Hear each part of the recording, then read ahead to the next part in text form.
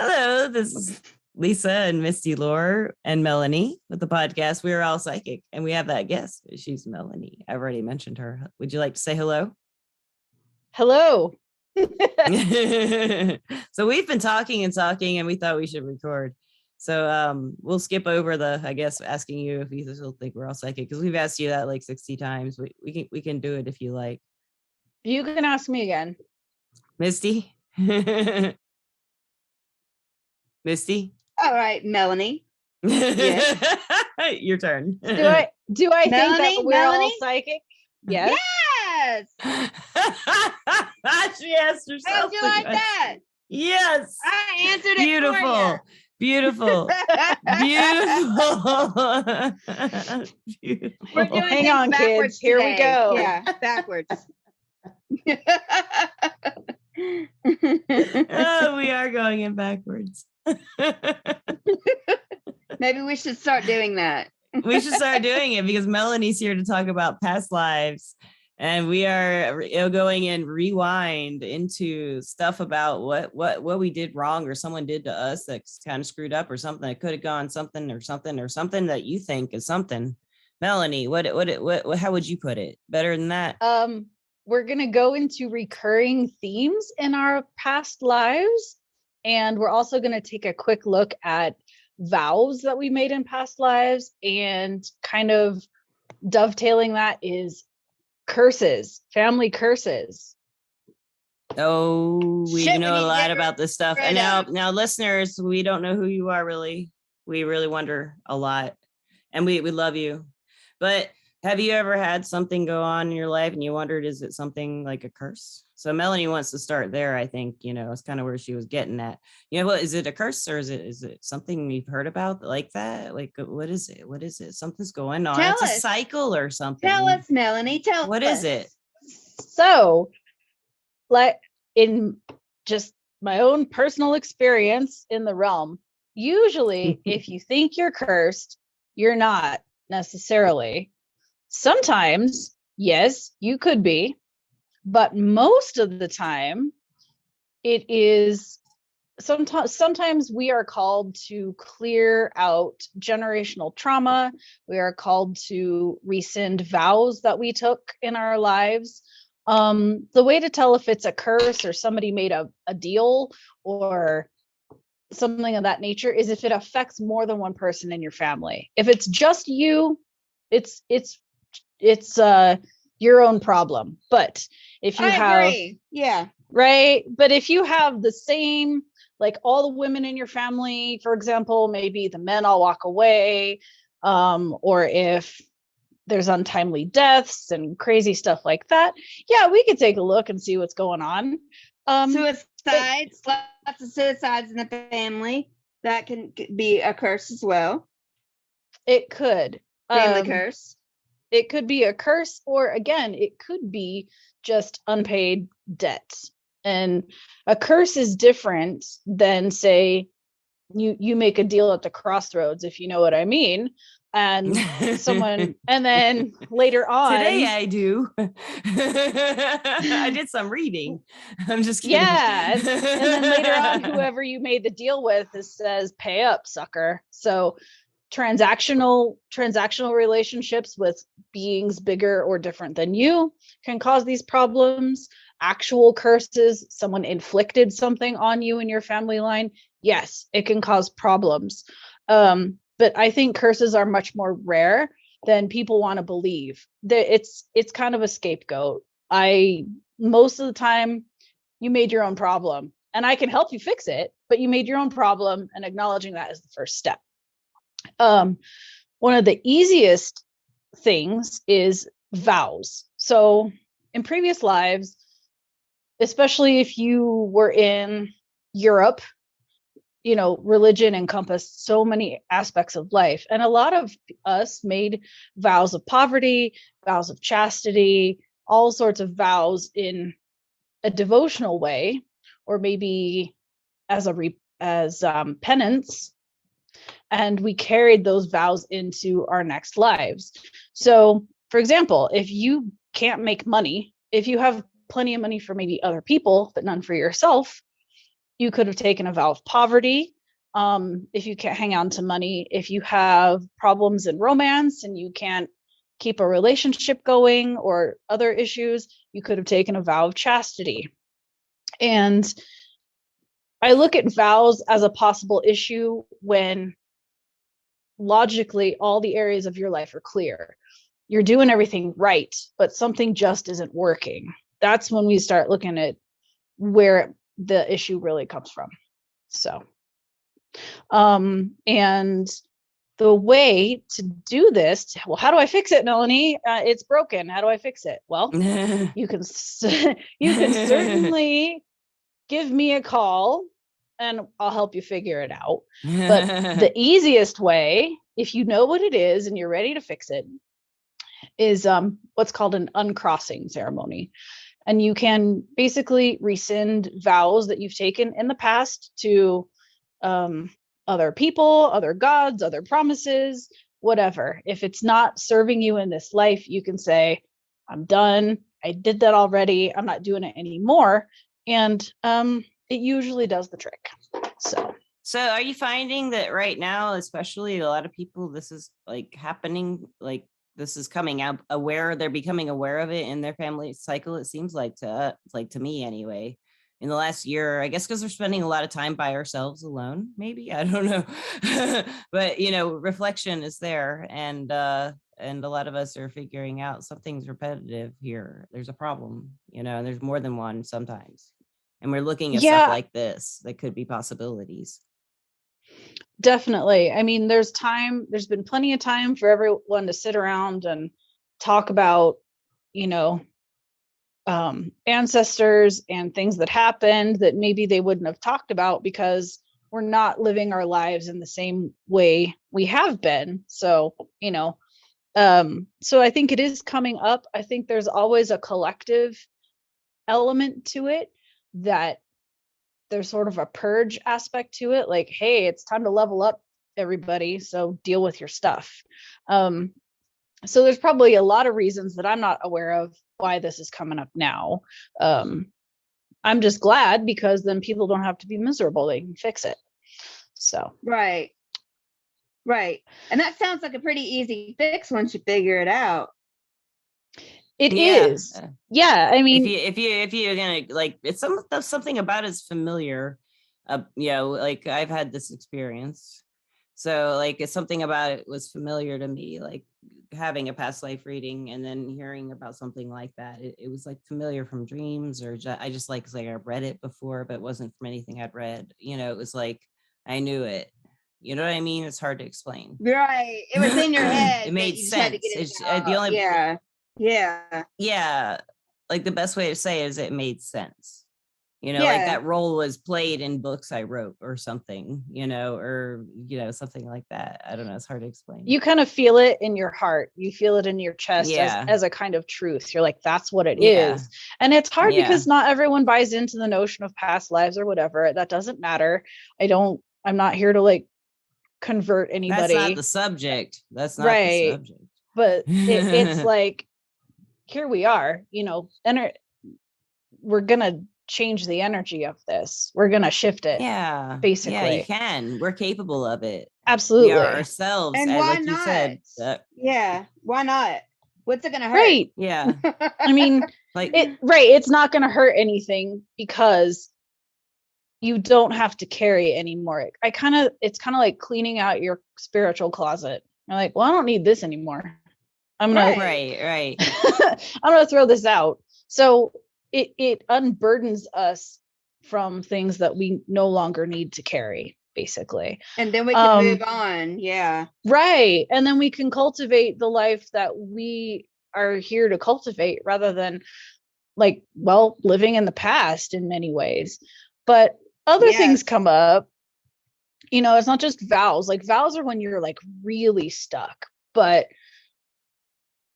people have recurring themes in their past life, like the same kind of issue over and over.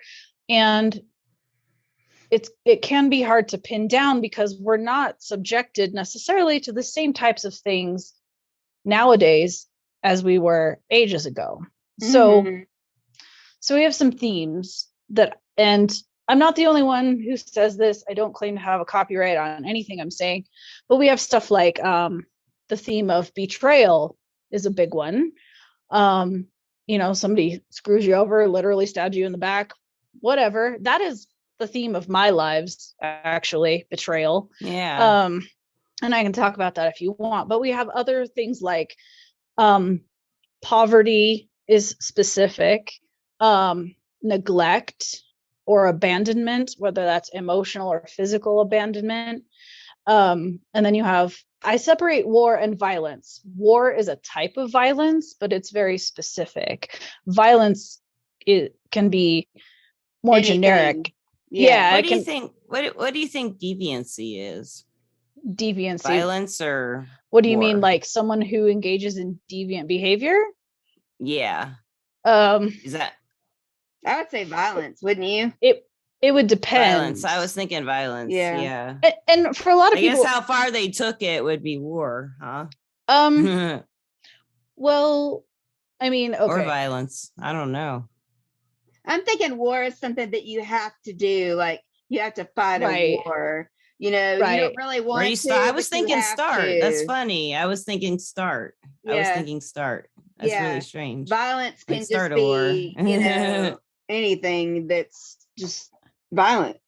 Right. And it doesn't, and it can also be not just victim, but perpetrator of violence. Right. Yeah. Right. And the other thing that I want to touch on with past lives is we all have stuff, right? Bad things happen to all of us, but I don't want the thing with clearing some of these themes in our current life is to eliminate victimhood. You don't have an excuse anymore. Whether you were a murder victim or a serial killer, you don't have an excuse for your behavior anymore. It's time for you to, again, clean your spiritual closet. Basically, it's time to grow. And exactly. So, now I believe in medical science. Yay! I love antibiotics. I love all that stuff. Yes. But there are some things that feel a little deeper. Phobias, depression and anxiety, these can be tied to past life themes. I had a client who was abandoned as a child, more in her past lives, so that feeling of abandonment had carried through. And where am I going? I feel like I have to be on point, girls, but I know you edit this, so yeah, no, don't worry about it. You were tonight. talking about that was like her issue was abandonment, because in her past life she was abandoned and she carried that with her. Right. And so she tended to isolate to protect herself from and be mistrustful because she'd been abandoned by her parents in a previous life. So she had a hard time opening up to people. She had a hard time trusting people. Yeah. Because the people that were supposed to love and care for her just left her out. Right. Honestly, I haven't come across yet a lot of people that were perpetrators. I'm sure it'll come along. I'll be challenged with it now that I've said it. A lot of the time I've come across people that experienced the violence or experienced the war on the others, or the abandonment on the other side. Probably because they were a perpetrator at one point. Like it's a game of empathy, right? You can't understand unless you're on the other side of it. So I think people that are ready to clear this out have probably abandoned people and also been abandoned. I think you got to see both sides of the coin. Yeah. And you're ready to go, this dynamic doesn't work anymore, and I want to clear it out. I'm tired of it. Yeah. So I don't want anyone to come in to a past life reading, and I've said this before, and go, well, what if I was a terrible person? Well, what if you were? We all were at some point, and we're all human, is what I've learned. We're all human. In every life, we've been human. We make mistakes. Hopefully learn from them and move on. And besides, if you're Jack the Ripper, like, you're not in the mood to be like, oh, my bad. Like you're just not you're that probably time. Yeah. Probably not. I think truly evil people are not incarnating. They've got too much work at a soul level to do before they're even going to be allowed to be born. So if you have worries that, you know, I was Jack the Ripper, no you weren't. Promise. I've never heard of that, but it makes sense It that people might does. worry that. Yeah. Oh, I yeah. know in times of my life, especially when I was writing, my perspective could shift so far and, you know, be like, whoa, I can understand that perspective because I'm writing it. And I'm like, whoa, I can. I'm like, I don't know how I feel about that.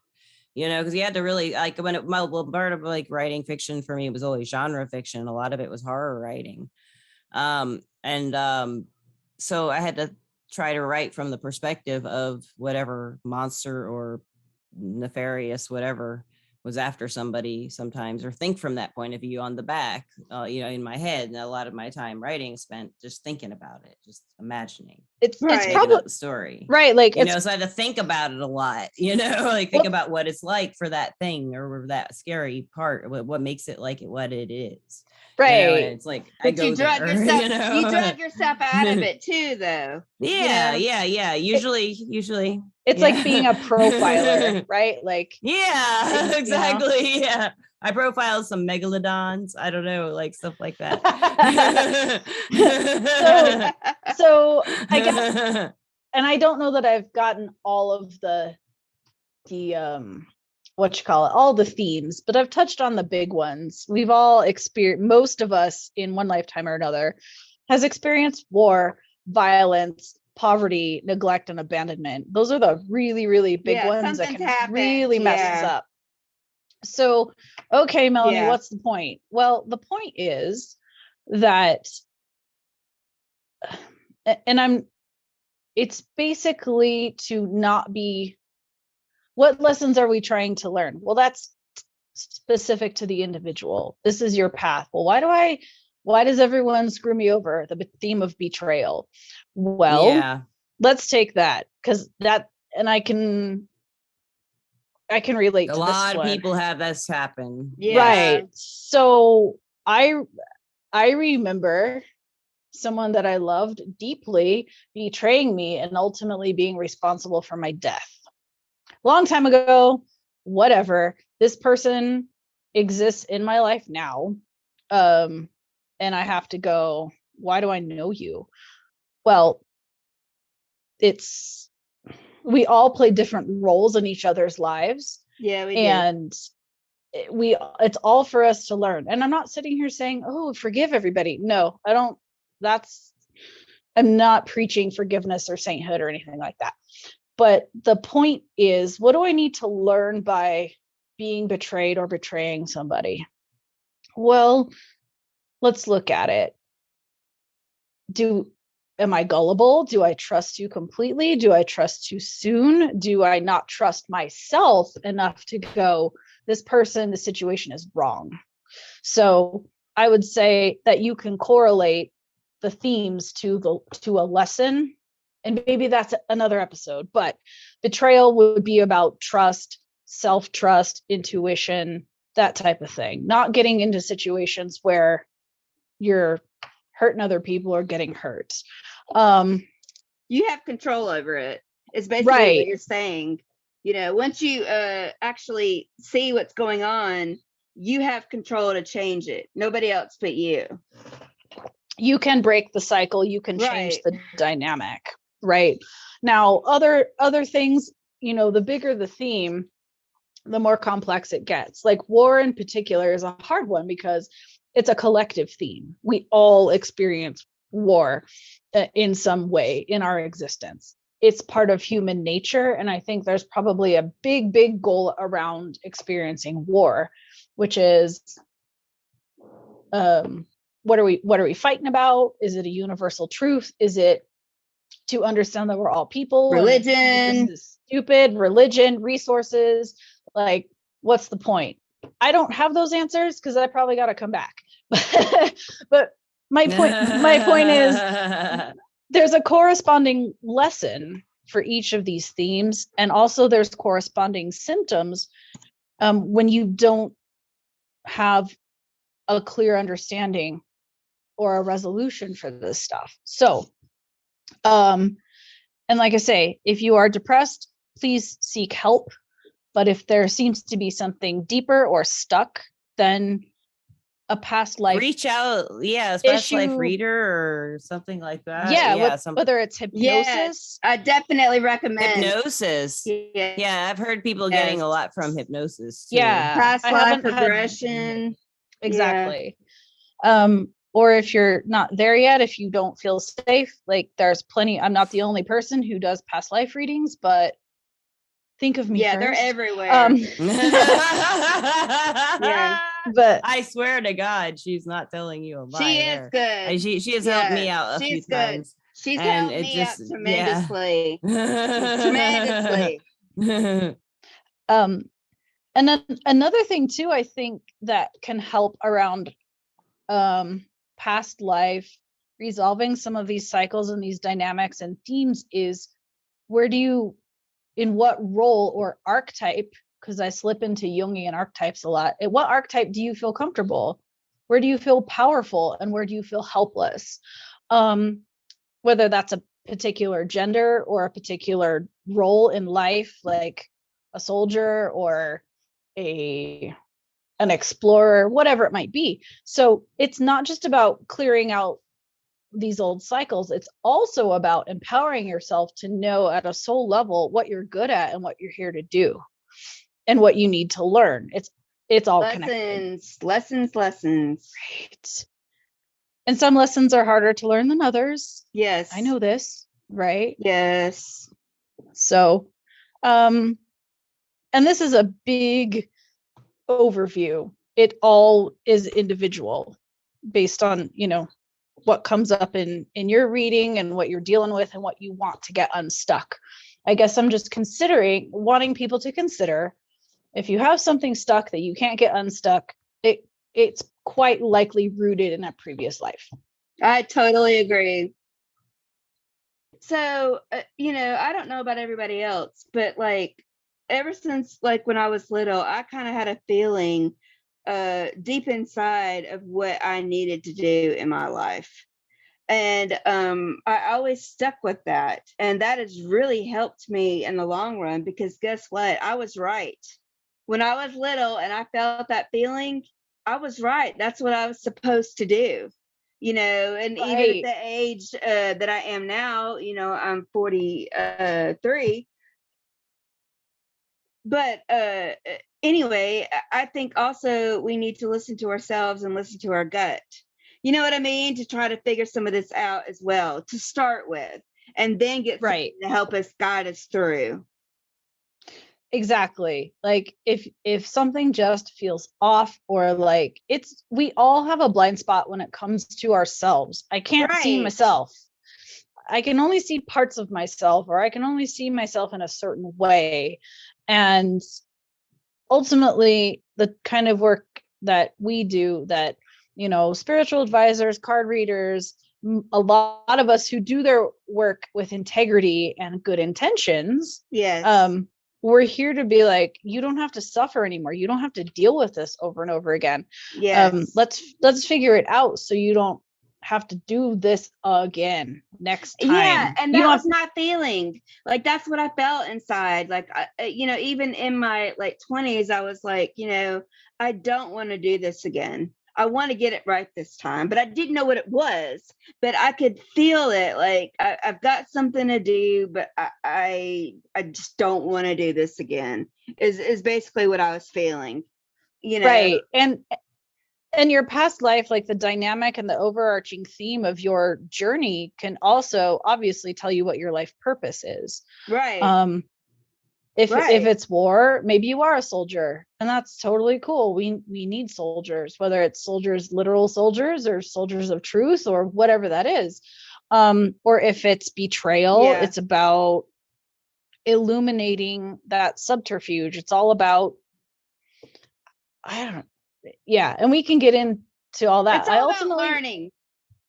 It's about learning and bringing what's hidden out into the open, whether it's within ourselves or the actions of another person or a greater collective dynamic that is damaging. That sounded like word salad, but you know what I mean. Yeah. If we're all doing the same thing, if we all, smoke 20 cigarettes a day and it's accepted as okay, but where am I going? Edit this. It's still harming us, Right. We're not going to get anywhere. We collectively do bad things, right? Right. And right. We can change that though. Right. Each individual path and journey can help fix that to where fewer and fewer people in the collective engage in that dynamic. And we go, I think we want to put this in the guise of like ascension, perhaps, right? Yeah. So. And I think the listeners, I hope that they do understand where you're coming from, because from experience, I can say that it has changed my life. It was a long journey, but when I finally figured it out, it was life changing.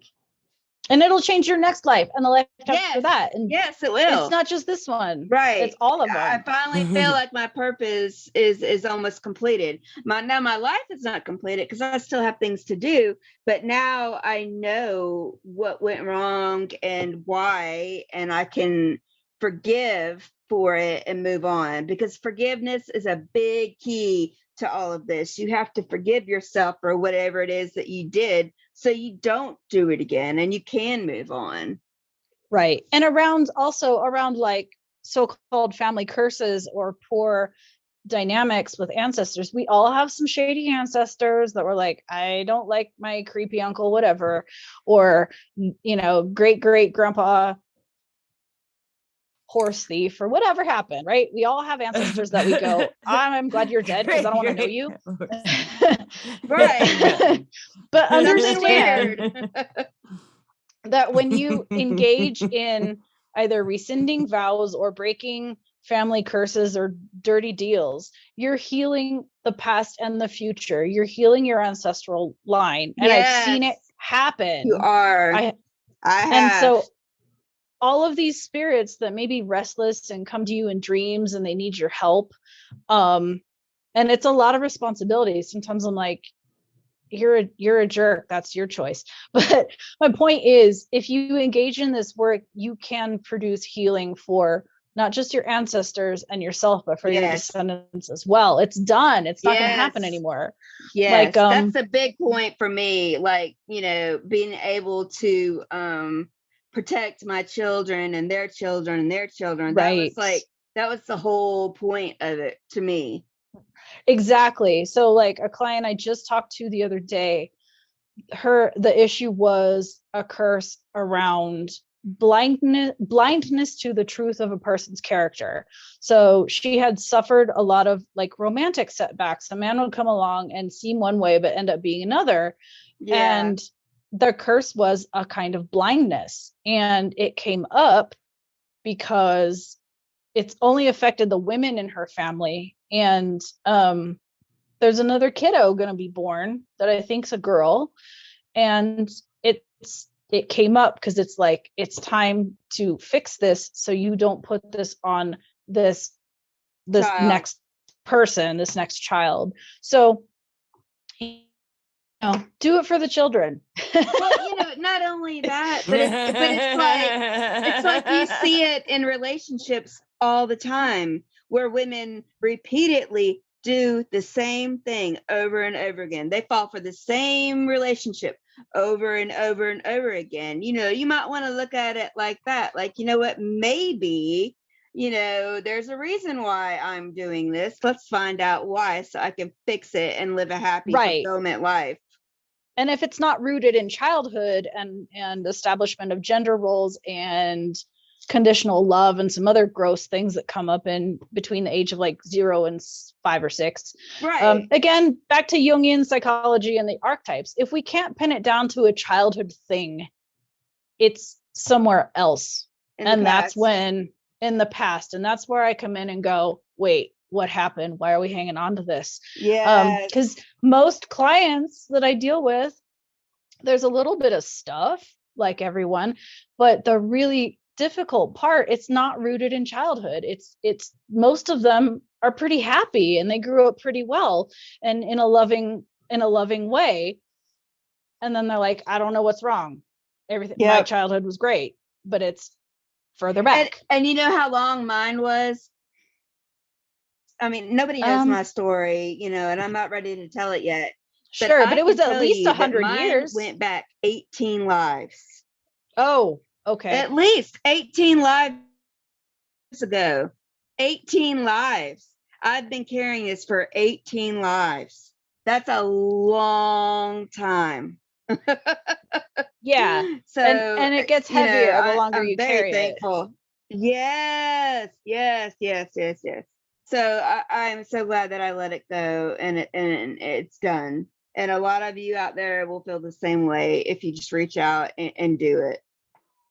Right. Do it. And I think I really think that sums it up, ladies, don't you? I mean, you know, that was the point that we were trying to get out. Yeah, I mean, it's really if you can find someone who can do it for you, if you can do it yourself, man, explore it. I think we all can. I've had some experiences with it since I've had the reading. A couple of readings. And Melanie has helped. Past life readings. Yeah. Yes. And definitely recommend really it. Interesting.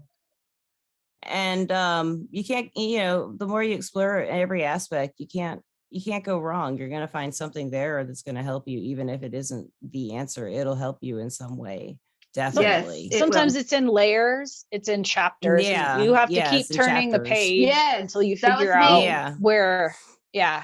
It took me a lot of layers. It's like pages. Yeah. Layers. And it's kind of, you set it up that way yourself, I think, but that's another podcast. Well, I think you have to. It's too much.